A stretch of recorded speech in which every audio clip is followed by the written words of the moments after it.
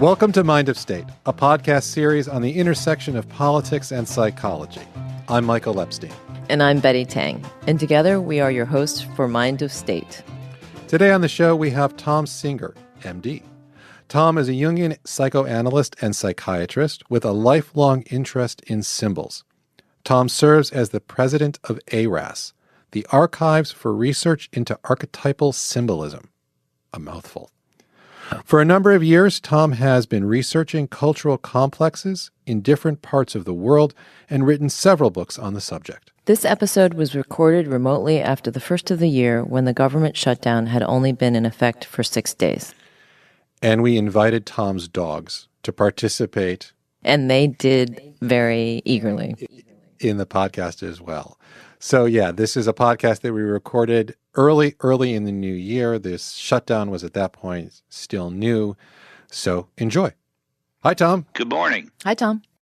Good morning, Betty. So, Tom, let me start by saying that I told my wife that today we were going to be having a conversation about the Jungian symbolism of Trump's wall. And she just gave me this look like this is going to be the shortest lived podcast ever. Like there's maybe 5 people in the world who are going to be able to follow this conversation. Of 3 of them are actually in the podcast. But I said, no. Look, this is actually really fascinating stuff, and it is important. So my first question to you is, why should we talk about symbols? Or really, I guess more to the point, why should we talk about the symbolism of Trump's wall? Why does it matter? The reason talking about symbolism at all, and symbolism of Trump's wall in particular, is that the way we hear and think about the wall in the current media portrayal of the battle that's going on about it is it's all about emotion. And what symbols do, the power of a symbol is its ability to tap into deep collective emotion both in the individual and large groups of people. Symbols are particularly good, and they have been ever since man's been roaming the earth, at evoking deep emotions, which sort of short-circuit any kind of rational understanding or explanation of things. So a symbolic understanding allows us to kind of grasp that what we're responding to has deep emotional origins. It's the key to the emotionality of the responses people have to, quote, the wall. So it's as if a symbol has meaning, in other words, right? A symbol has not just one meaning. A sign would have one meaning. If you see a red light, it means don't go through this intersection. A symbol, on the other hand, like the cross or the swastika, has multiple meanings, even for one individual. So a symbol carries meaning, and its capacity to carry many meanings simultaneously that deeply evoke our deepest human emotions make it extremely powerful. All you have to do is say the wall, and you're off to the races in terms of the emotionality and the multiple meanings that it evokes in many different people. So, Tom, are you saying that symbols drive us in the sense that they evoke emotion? Symbols do drive us, the same as locomotion. If you look at the ancient cave paintings that are discovered in France and other parts of the world, in Australia and so on, they're all symbolic images. They're mostly about hunter-gatherers, and they're magical, potent images often, but also ritual actions that drive people to action and to deep feeling. Right. I think it's interesting. A second ago, you said the wall. You just have to mention the wall, and people immediately, it evokes feeling, emotion, either for or against. But we don't say a wall, right? It's the wall, and it's like already become an object, like a physical thing, even though it hasn't been. That's built. a really important point, because it's as if the wall is already real to us in our individual and group psyche, even though the wall, as Trump envisions it, hasn't been built. It's as if it's already alive, and that's what a living symbol does. It comes alive, whether it actually exists physically or not. And how does it drive us? You see a symbol like you were saying, the swastika, the cross, and now the wall, emphasis on the. What about it moves us? It goes to the core of our deepest concerns, which actually at the deepest level are about survival itself. If you can touch something in a group of people or an individual that calls into question their very survival, you can bet you're going to get a strong reaction. The wall is about survival, at least in many people's minds. It's about whether we continue to exist as a particular kind of America or not. So the wall actually is about American survival as Trump has offered it to us. And he's brilliant. I mean, let's for a second stop. And as a Jungian, I'm curious about your analysis of how Trump talks about the wall. Let me just stop for just a second and play Trump. This is a mashup of Trump on the campaign trail in 2016 talking about the wall. First of all, I want to build a wall. I will build a great, great wall. On day one, we will begin working on an impenetrable, physical, tall, powerful, beautiful southern border wall. And it's a real wall. This is a wall that's a heck of a lot higher than the ceiling. And we're going to have that big, beautiful door in the wall. They built the Great Wall of China. That's 13,000 miles. Here we actually need 1,000 because we have natural barriers. The wall's probably $8 billion, maybe $10 or $12 billion. The wall is peanuts. Remember this. The wall will be paid for by Mexico. Mexico is going to pay for the wall 100%. And I would build a wall like nobody can build a wall. I built great buildings all over the world. What's more complicated is building a building that's 95 stories tall. Actually, the first thing I want to say in listening to that tape, Michael, is I'm actually more impressed with the reaction of the crowd than I am with Trump's words, because what he's playing for are those that tremendous emotional excitement that he's generating in people. People are thrilled by what Trump is saying. That's what I mean by the emotionality of the symbol. Now, what I would say about Trump's use of that, it's interesting that he refers to the Great Wall of China, which actually started being built well before the birth of Christ, I think 200 or 300 or 400 years before the birth of Christ. So he's already comparing himself and his creation to one of the greatest creations in human history. So that, well, that's in keeping with the man, isn't it? Not a lot of humility. He's not known for his humility. He is known for his grandiosity or his sense of his own largeness and bigness. And he's equating himself with his ability to build as an individual, but that translates to the people who are listening to them, to our largeness as a nation and to making America great again. So he's got a lot going on in the wall. He's packing that all into the physical structure of the wall, which he's comparing to the Great Wall of China. And that's a symbol. That's the power of a symbol to move emotional recruitment. Right. It's fascinating because, you know, if you wanted to, if you sit on the other side of this debate, right, that whether that's for a different notion of immigration policy or the waste of a wall or the fact that it's not practical or necessary, you know, any kind of rational conversation, facts, the Washington Post, right, or the New York Times or whatever, talking about it's totally apples and oranges. You're talking past the people that show up at these rallies, that support Trump, that believe in the wall, because they're not talking about facts. The wall means something entirely different beyond a rational barrier, right? Yes, that's absolutely right. And the reason, going back to the reaction perhaps of your wife who said, well, you're not going to have many people listening to this, is that we're having a tremendous emotional debate in this country, huge emotional debate, and there's very little room for actual rational dialogue or discourse or exchange because of the power of the emotionality. The reason you talk about symbols is to actually open up the discussion to include both the rational and the non-rational. You won't have a discussion until you let the non-rational in, and the symbol is carrying the non-rational.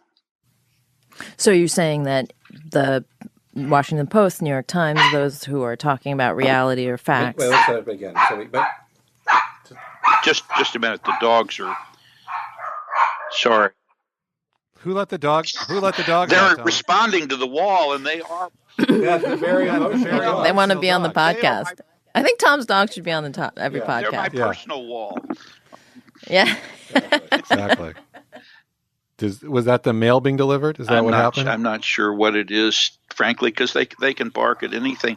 Although, actually, the dog's barking is a really interesting thing because we all need a sense of protective barriers between us and an unknown world which is potentially dangerous outside of us.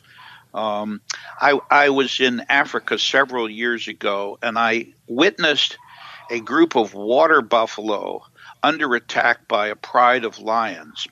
And what was amazing to me was that the water buffaloes have a first line of defense. The old, strong bulls of the water buffaloes, they create a protective barrier around the rest of the herd.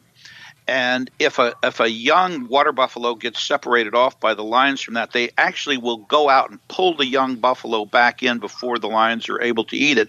And then what's even more amazing is that the older water buffalo in the defensive perimeter get tired, and there's a second defensive line that then comes and replaces them. And so animals know about the need for a protective barrier.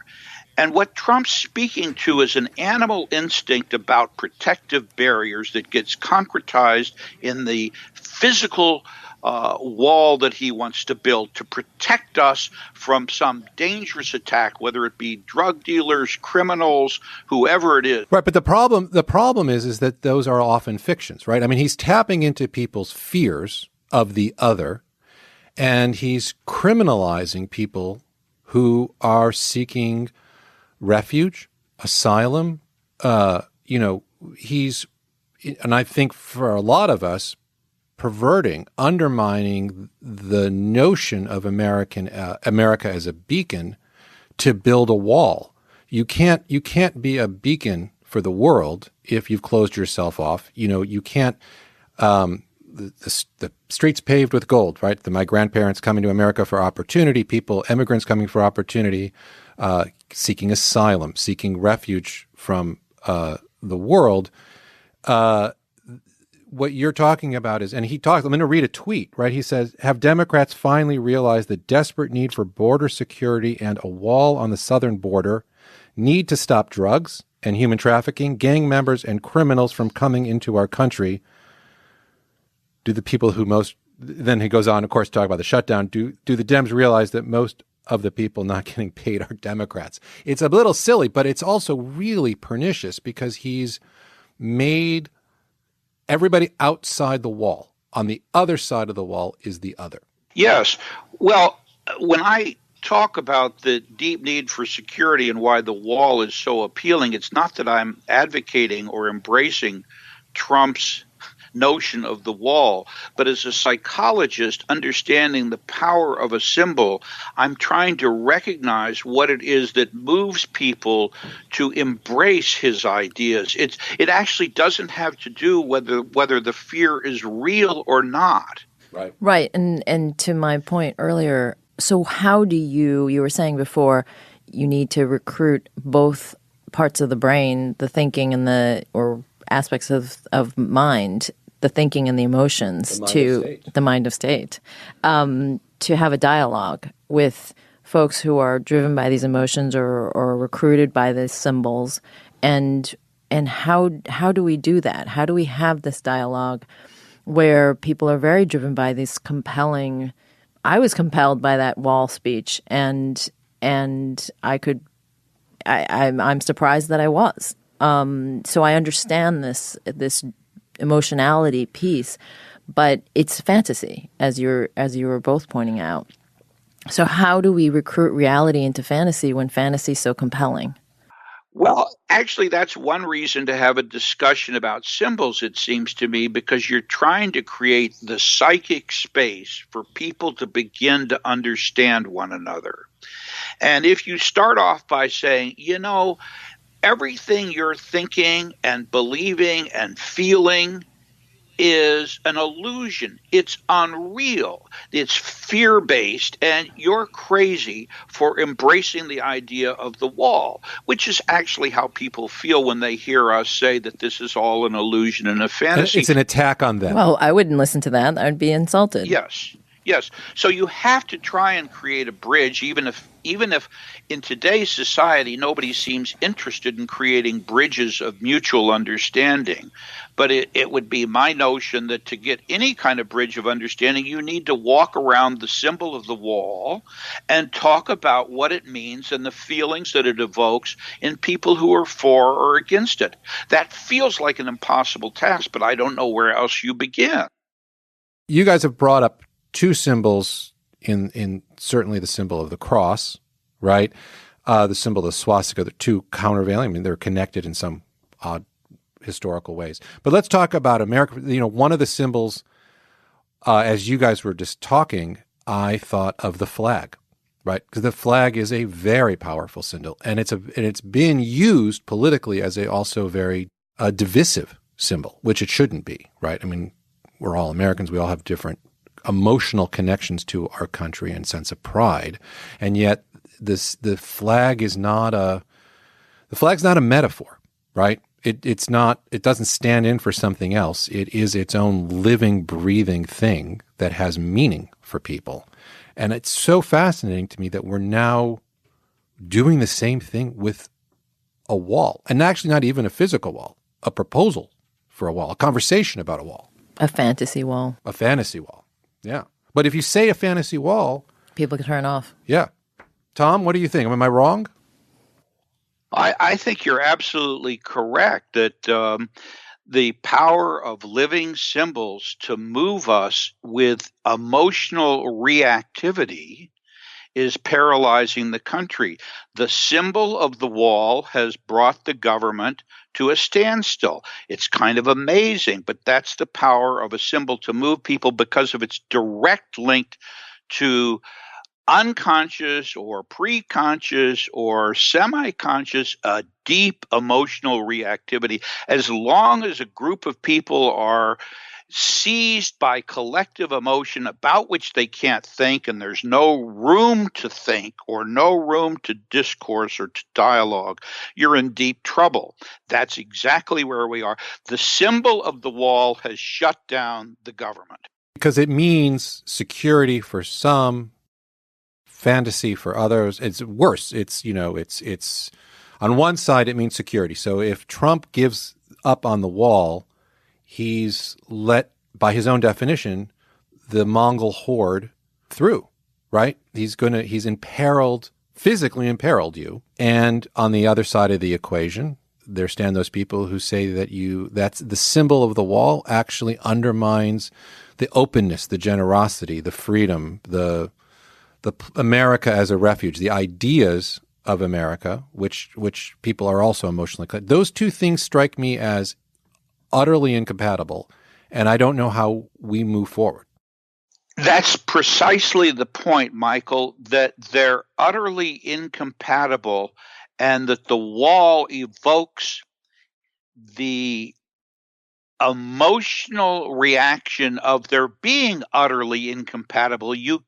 It feels as though it can't be a both and. The need for security as opposed for the need for openness and warm-heartedness and generosity of spirit, they seem to be mutually exclusive. And when a symbol gets as concretized as that, you're stalemated. You're immobilized. Frozen. Now, I actually have the fantasy, and it's just a fantasy, that right now it's important for Trump to evoke and play with the symbol of the wall, at which, as you suggested earlier, he's a master, because he needs his own wall right now. He's under ferocious attack, and it promises only to get worse in terms of the Mueller investigations and other House-led investigations. So when we're talking about the wall at our southern border, we actually may be talking, or this is one interpretation, about Trump's need for an impenetrable wall to protect his presidency. That's how confusing these things get. We may not even be talking about the wall. The government may have come to a standstill because Trump personally is feeling so threatened and so under attack that he's diverting and displacing this huge emotional energy onto something that was his original campaign promise, which was to get him out of here. His first talks were get him out of here. And the wall is the direct consequence of how powerfully people reacted to his saying, get him out of here, whether it was Latinos or Muslims or anybody other than his fantasy or of who we are as a nation. Yeah, and you were talking earlier, Tom, about this wall of being protection against or meaning for survival. And so linking that to what you just said, this is not just about American survival. This is about Trump's own survival, or it's become enmeshed. It's become linked, and so that implies that we're not surviving, because if we need to protect ourselves from attack, if we need to protect ourselves with a wall, that means that there is a threatening force. So and you were talking earlier that we needed psychic space. Can you say more about what psychic space is? Well, if you're governed and motivated only by your deepest emotions, as you know well, Betty, it becomes impossible to have complex thoughts or to think at all, because the emotion is so powerful, and emotion is not graciously inclusive. Emotion knows simply what it knows. If you're a fan of the New York Mets or the St. Louis Cardinals or whichever team you root for, you're not rooting for your opponent. You're only rooting for the victory of your own team. When you get emotionally engaged with an issue, the capacity for thinking diminishes or becomes so extremely oversimplified that there can be no discourse. Right.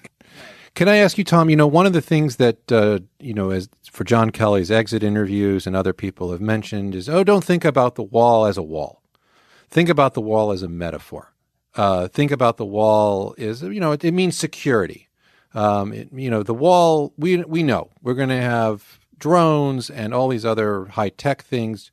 The wall, literally, they've said the wall is a metaphor. Are they trying to find a way to walk back the symbol? Is that going to be successful in your mind? That was a very interesting set of exchanges to follow, whether Trump was speaking literally and specifically about a physical wall, and then the attempt, in my mind, it was an attempt to walk it back and say, well, it's just a metaphor. But then Trump immediately came back and said that was a misunderstanding. He really is talking about a wall, a physical wall. He refused to let them walk him back because I think that's where his shrewdness comes through. I think he understands that the physical wall as a symbol should not be diluted into a metaphor, because that's not where the emotional power of the appeal to the wall is. He wouldn't let them walk it back. Right. And metaphors and symbols are not Metaphors and symbols are not the same thing, because it makes it more complex. It says, well, we have a wall here, and then we have some electronic devices there, and we have some more men over here. And that already makes it more complex, whereas the wall, there's no complexity about it. It is what it is. Right. I was thinking, in this vein, nobody gets all emotionally worked up over a metaphor. Well, my English teacher, maybe a poet. A poet, right, exactly. If you were in an MFA workshop, you would get worked up over metaphors. But you get worked up over symbols. People get worked up over the flag as a powerful symbol, and the wall has become that. So if I can go back for just a second, because you had said something that I found fascinating. Trump himself right now rightly feels under assault. The Mueller investigation, the Democrats taking over Congress, the multiple subcommittees within Congress that are likely going to start subpoenaing. And so you think he's also mixing, there's some transference, if I can, as a non-professional. Am I allowed to do that? Can I say that word? Yes, even Is that if right? it's incorrect, you're allowed to say it. We'll edit it out. They'll edit it out afterwards. Make me seem smarter than I really am. So is there some in your mind? I mean, should we also be thinking about the wall in terms of the Russia investigation as well, or other things happening? And if so, what hope do we have? Are we going to be coming back here at Labor Day and having this conversation all over again? Well, I think there are multiple walls that we are talking about. There is the defensive wall that Trump has tried to build around himself in terms of the Russian case, and that does seem to be, at least there are cracks in that wall now. Things are quickening. The election of 2020 now is suddenly sort of upon us, and I think he's wanting to remobilize his base to get back to the core issues that they identified with. But you see, the wall is also not just about Trump, and it's not just about the United States. It's actually about the whole world. If you look at Europe, they're besieged with the same kinds of concerns about immigration. They're terribly afraid of what immigration means to their own society. So Trump is not just reflecting a peculiarly American symbolic and very real issue about immigration and migration, but it reflects a worldwide problem, which is how defensive do we have to become in order to protect our own interests? And that's a kind of universal human concern right now. I'm just thinking about the fact of, borders and walls and this globalization or the global problem and how it relates to globalization and how this symbol of a wall and how simple it is and how complicated globalization is with multiple trade agreements and companies that don't really exist anymore as a multinational. Yeah, multinationals who function as countries themselves, and the complexity of these things that we do not understand, the financial markets, the derivatives problem, which I source as one of the spheres that people have, where the entire American economy nearly collapsed in 2007 in ways in which few people understand except for some quants on Wall Street. And even if you do understand it, there's nothing you can do about it. Right, exactly. And so broadening it outside of Trump, like Trump might equal simple, wall is simple, and symbols are simple. And this antidote of simplicity to an increasingly complex world, which, the internet and the information revolution has allowed us to know more about. And I wonder, Tom, if what you think of this proliferation or this usefulness of a wall that Trump somehow has capitalized on. Yeah, I think you've sort of nailed it, Betty. What came to mind, the first thing that comes to mind is that because many of us really oppose the wall for all sorts of reasons that we've already discussed, it's easy to overlook the positive function of a wall. And as I was thinking about this, Tibetan tankas came to mind. That sounds very esoteric, but if you look at some of the deepest spiritual traditions in the religious world, in the religious mind, often when they're representing what's most sacred, it's surrounded by a wall. You don't get access to what's most sacred without having protective barriers around that. That seems to be what we in the Jungian world would call an archetype, that what's sacred needs to be protected. And why is that? Because it's vulnerable. Because what's most sacred can easily be trashed. If you look at the news today about our national parks and the fact that there are no rangers or anybody else there are no support services, they've literally already been trashed. The garbage is overflowing, the toilets are overflowing. In order to have a treasure, you need to protect it. Otherwise, it gets trashed. And that's whether it's a physical treasure like a national park or a spiritual treasure, such as some sort of deep spiritual insight into the nature of being itself, or an emotional treasure of one's own vulnerability and sanctity, it requires there are defensive walls for reasons. And we need to acknowledge that. If we're going to have an intelligent discussion about walls, we need to acknowledge that in human history, there's been a positive function for walls. Those of us opposed to the wall see the wall as evil or as negative, and we're really missing something. And then back to your point, Betty, which is that we are being assaulted by so many different ideas, by so much information, whether it be the internet or whether it be trade agreements. It's all way more complex than any one individual or group of individuals feels that it can manage. And in that sense of being overwhelmed, including the threat of extinction because of climate change, these are unacceptably intolerable things to be able to think about. So you build walls around it. Climate denial is a kind of psychological wall against something that's unimaginable. And I do think the growing complexity of globalization and information and internet technology is deeply threatening to all of us. When you walk down the street and you see 8 out of 10 people on their cell phones, you wonder about the nature of human communication. But if I can, when you guys were talking about this, I don't see vulnerability. If I transport myself emotionally into the border states, and there's certainly vulnerability, and Trump talks about being under attack, but all the things that you guys have been discussing, say the walls in Tibet, the walls in Jerusalem, it's not just the thing that's precious. It's the inside is vulnerable. It's precious. That's right. Right? You build a wall because something has meaning and value, and it's really precious. And so if you don't want a wall, what you're saying is you don't value this thing. If you don't want a wall, you're saying you don't recognize how special, how precious, how totally unique it is, and you're going to deface it. You're going to expose it. Expose it to the elements, expose it to marauders. To the marauders. Even if it survives, you don't see how precious, important it is, not vulnerable. You miss its importance by opposing a wall. And that, to me, I think, is also a huge part of this And debate. I think it speaks to a fragility that there's, as you're talking about, Michael. I think that's the emotional component of the symbol.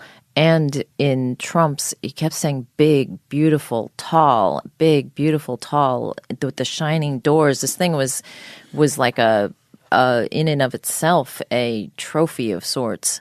And that, it ceased to become a wall. And I don't know what the door meant in the wall, but he had constructed this monolithic, beautiful thing in all of our minds that he feels maybe equates to the preciousness of the United States. I'm not really sure, but the emotion is spot on. You're right, Tom. He's hitting an emotional core, and maybe both sides need to acknowledge that emotional core is important in order to have a about this. Yeah, if I can, we're running out of time, but I'm going to say, the interesting thing in prepping for this is how symbols of walls have different meanings at different times. And when listening to you guys talk about the sense of threat, the sense of change, the sense where you have lack of control in a multinational world where, economies come and go and you have no say over, and you don't even get a sense that the politicians do. Thinking about Reagan standing outside the Brandenburg Gate, I went back and listened to the speech. First of all, I was amazed by how brilliant it was. It made me actually shockingly nostalgic for Reagan. But what he spoke of was freedom, tearing down a wall because the wall kept people away. The wall for Reagan meant something dramatically different, right? The Soviet Union built a wall to keep people in. For the longest time, we thought of walls as bad because of the Berlin Wall, say. And now we have a different world, and we think of walls symbolically in a very, very different way. Absolutely. The Berlin Wall was to keep people in, and the Mexican Wall is to keep people out. They serve entirely different functions. One we want to tear down, and the other we want to build, both in the name of protecting our precious freedom as we perceive it. Let me ask you this last question, Tom. Before we wrap up, if you were advising Democrats and or Republicans in Congress, if somehow we're going to end this stalemate and get back to functioning, and if as you say earlier, the wall, the symbol of the wall has completely frozen and arrested the functioning of our government, as a Jungian analyst, what advice would you give them in terms of how they talk about the wall, or how do they talk to each other about the wall, so we can move forward? I think I would advise our leaders to try and do the same thing that we've just been trying to do, which is to have a real discussion about what it means to us, and both the positive and negative reactions we have to the function of a wall, and see if, instead of having to be so concrete about $5 billion for the wall or not the wall, to reinitiate a serious discussion about immigration and immigration policies. All of this, actually, all of the talk about the wall has, among other things, stopped any real serious discussion about how we're going to manage immigration in the future. It's distracting. It's a distraction. But we have to talk about the roots of the symbol in order to get past it. Yes. Well, maybe they'll start having conversations in the White House about Jungian symbolism and the wall. That's our hope. Maybe we can recommend. We start 2019 with great aspirations. Right. Instead of, whatever they're planning on doing, budgets, taxes, proposals, we should have Trump have a conversation on Jungian symbolism. I'm sure they would have a lot of fun. That's our answer. Yep. That's our solution to the problem. Tom, thank you so much. Thank you. So we're 45 minutes in, which means our hour is up. Mind of State is a production of Mind of State Media, LLC, and Hanger Studios, NYC. I'm one of your hosts, Michael Epstein. And I'm Betty Tang. You can connect with us on Twitter at Mind of State Media, on Facebook, and on our website, mindofstate.com. You can also subscribe to our show on iTunes or wherever you get your podcasts. We'll see you next week. Thank you.